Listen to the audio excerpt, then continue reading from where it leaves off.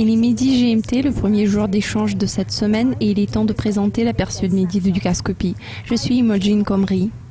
L'euro-dollar a reculé de 28 pips pour attendre le plus bas journalier à 1,2931, mais le rebond suivant a annulé la plupart des pertes.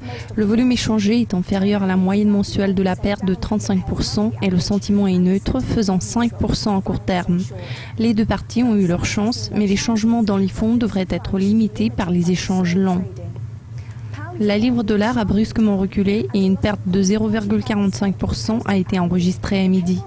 Le câble a atterri près du double du montant de fonds habituel et le sentiment est neutre, faisant 7% à court terme. La brusque baisse suggère des profits pour les traders avec des positions courtes.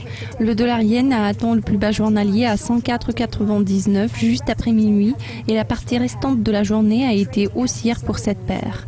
Les échanges ont été plus lents que d'habitude, le volume est bas et le sentiment est baissier, faisant 23% à court terme.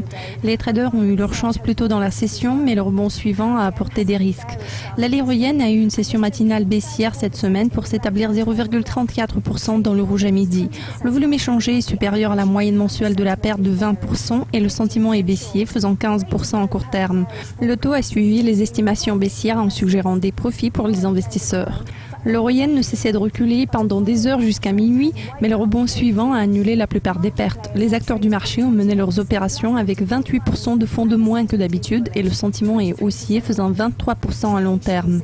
Les échanges auraient dû être réussis s'ils étaient exécutés après que le plus bas journalier a été atteint. Cela conclut l'aperçu de midi de lundi. Restez à l'écoute car les dernières mises à jour de ces statistiques seront disponibles chaque heure toute la journée.